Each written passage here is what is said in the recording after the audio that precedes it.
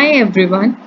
आज का लेक्चर मैं फूड सिक्योरिटी पे लेकर आई हूँ। इस टॉपिक पे बहुत बार यूपीएससी के एग्जाम में और many times in annual exam में पूछे गए हैं। तो आज through this lecture I will provide you information regarding this topic. So let's begin. United nation committee on world food security ने फूड सिक्योरिटी को डिफाइन किया था कि फूड सिक्योरिटी उसे कहते हैं जो हर इंसान को हर वक्त सफिशिएंट और सेफ एंड न्यूट्रिशन फूड का एक्सेस हो सके, जिससे कि वो अपनी डाइटरी नीड्स को फुलफिल कर सके for an active and healthy life. Food security के बेसिकली 5 पिलर्स होते हैं, but majorly there are 3 elements कि फूड अवेलेबिलिटी होनी चाहिए, that is food must be available in sufficient quantities so that the availability of the food should be access to everyone. Food access, that is people must be able to regularly require adequate quantities of food through purchase, home production, barter, gifts, pouring or food aid. So food access भी होना चाहिए। Food utilisation की किस तरीके से consume किया जाए food, जिससे कि पॉजिटिव न्यूट्रिशनल इम्पैक्ट पड़े पीपल के हेल्थ पे। So it entails cooking, storage and hygiene practices, individual health, water and sanitation, feeding and sharing practices with in the house hold. Food security means availability, accessibility and affordability of food to all people at all times. So food security ensure करी जा सकती है country में जब enough food available हो लोगों के लिए and all person have the capacity to buy food of acceptable quality and there is no barrier on access to food. Food security एक कंट्री के लिए क्यों जरूरत है? वो इसलिए कि जो पुअर सेक्शंस हैं ऑफ द सोसाइटी के, वो फूड जो उनका बेसिक नीड है एटलीस्ट उसको असेस कर सके इजीली। जो नेचुरल डिजास्टर्स हो जाते हैं कंट्री में like earthquake, drought, flood, tsunami, इन वजह से क्रॉप फेलियर हो जाता है, जिसकी वजह से फूड सिक्योरिटी को जरूरत पड़ती है कंट्री को। Food for boosting the agriculture sector, तो बूस्ट करने के लिए कि जो एग्रीकल्चर सेक्टर में जो लॉस हुआ है थ्रू द क्रॉप्स और थ्रू अदर रीजंस, उसको बूस्ट अप रख सके। For having a control on food prices, जैसे कि पेंडेमिक में बहुत बार फेस किया जाता है कि फूड प्राइसेस हाइक हो जाते हैं due to the shortage of food. So उन चीज़ों को अवॉइड करने के लिए फूड सिक्योरिटी की ज़रूरत होती है। For economic growth and job creation leading to poverty reduction, trade opportunities के लिए, जिससे कि इंक्रीज ग्लोबल सिक्योरिटी कर सके एंड स्टेबिलिटी हो, and improved health and health care. So in 1983 food and agriculture organization ने डिफाइन करा था कि फूड सिक्योरिटी मीन कि इंश्योर किया जाए हर इंसान को हर वक्त both physical and economic access हो सके बेसिक फूड जो उनकी जरूरत है। फूड सिक्योरिटी इंडिया में वे आउट 2 तरीके से की जाती है, that is public distribution system and plus buffer stock. Public distribution system में कि जिन जिन लोगों को एक्सेस नहीं हुआ है और अवेलेबल नहीं है उनको फूड, उनको रिक्वायरमेंट होती है तो उनको प्रोवाइड की जाएगा बाय पब्लिक डिस्ट्रीब्यूशन सिस्टम से। बफर स्टॉक में 2 ग्रेन्स की बफर स्टॉक रखती है गवर्नमेंट, जिससे कि जैसे कि बहुत बार नेचुरल कैलेमिटीज हो जाती हैं तो उस दौरान through this they can help the people of that region. India is committed to MDG of eradicating poverty and hunger. India has several government schemes, extensive PDS भी है, buffer stock norms भी हैं to ensure food security. So India में बहुत several government schemes हैं to ensure food security. Still it face food insecurity issues in country. A renewed focus on second green revolution and necessary agricultural reforms can strengthen food security in India.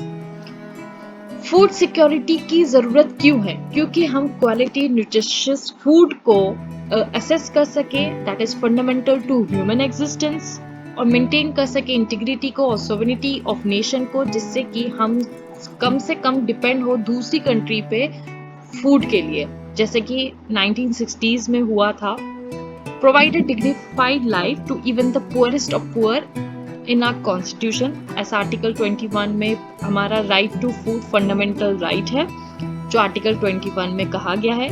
upholding human rights and fundamental right to food, meet कर सके emergencies जैसे कि floods और droughts होते हैं, तो food security इसलिए जरूरत है.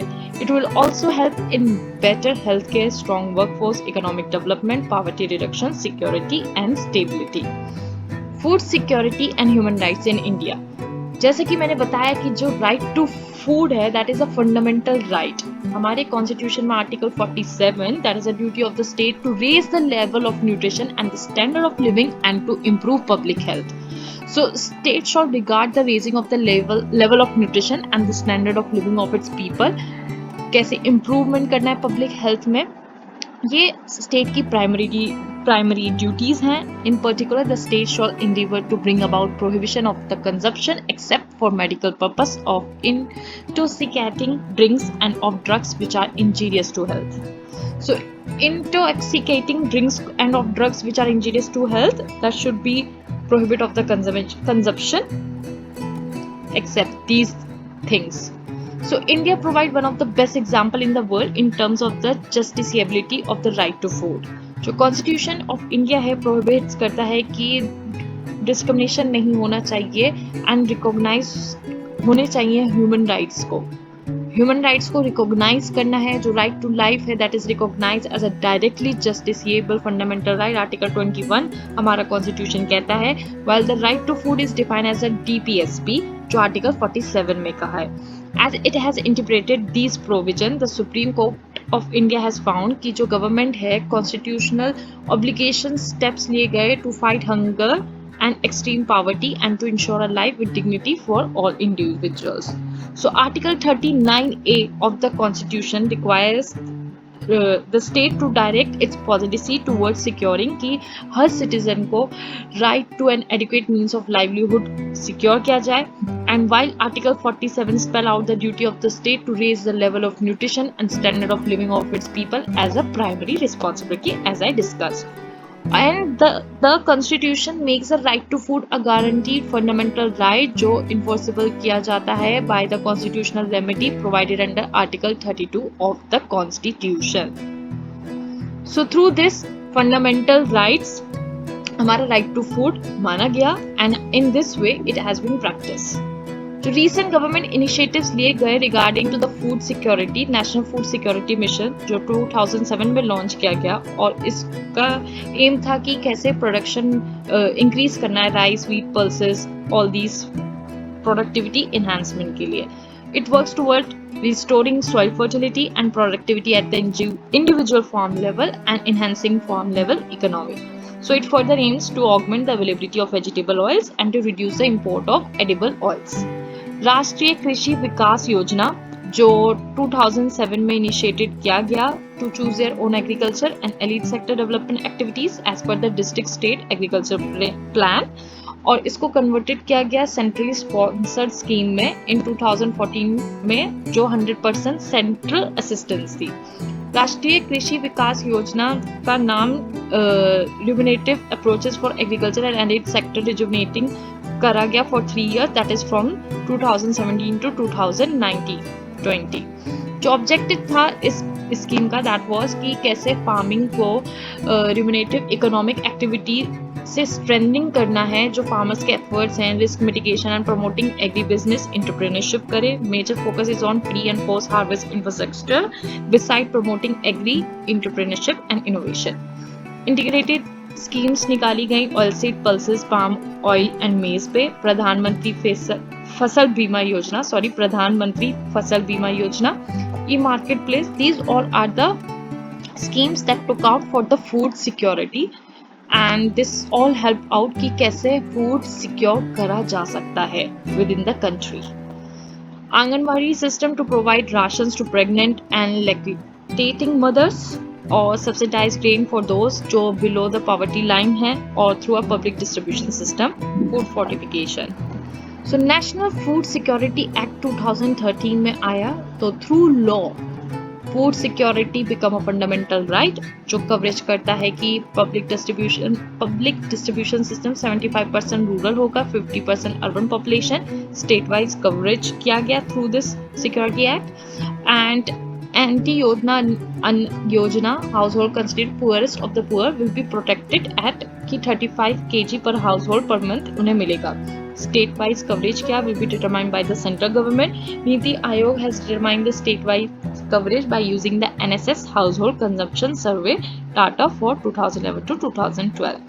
जो challenges हुए फूड सिक्योरिटी के टूवर्ड्स दैट इज कि क्लाइमेट चेंज की वजह से, जैसे हायर टेम्परेचर और जो unreliable rainfall makes farmer difficult. सो क्लाइमेट चेंज की वजह से इम्पैक्ट होता है क्रॉप्स पे, दैट मेक्स की लॉस हो जाता है क्रॉप्स में, and eroded livelihoods, trade disruption and adverse health impacts made on through the climate change, lack of access to remote areas, so जो tribal communities हैं, habitation in remote difficult terrains and practice of subsistence farming has led to significant economic backwardness, increase in rural to urban migration, also the reason जिस तरह rural to urban migration बढ़ गया है, तो जो large proportion है informal workforce का, resulting in unplanned growth of slums which lack in the basic health and hygiene facilities, insufficient housing and increased food insecurity, overpopulation, poverty, lack of education and gender inequality ये भी reason है, inadequate distribution of food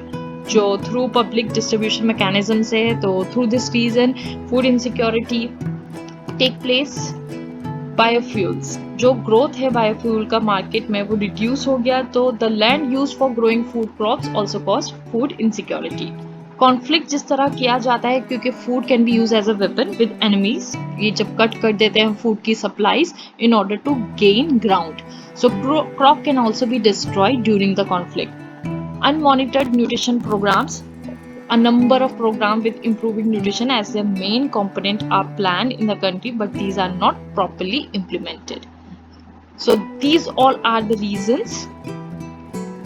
Now these are the international organization जो involved हैं ensure करने में कि food security कैसे होनी है, कैसे maintain करनी है।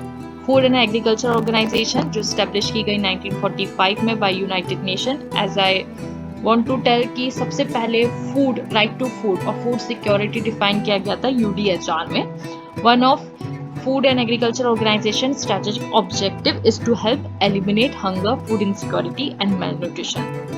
वर्ल्ड फूड प्रोग्राम जो 1963, these are the range wise जिस तरीके से फूड सिक्योरिटी के टूवर्ड्स इन लोगों ने अपना मैकेनिज्म प्ले आउट करा। वर्ल्ड फूड प्रोग्राम जो 1963 में फाउंडेड किया गया, एंड UN एजेंसी है जो रिस्पॉन्ड करती है टू फूड इमरजेंसीज, जैसे कि अगर कोई programmes to combat hunger world wide को प्रिवेंट किया जाए। International Fund for Agriculture Development 1977 में इसको that is founded in 1977 that work with poorer rural populations in developing countries to eliminate poverty, hunger and malnutrition।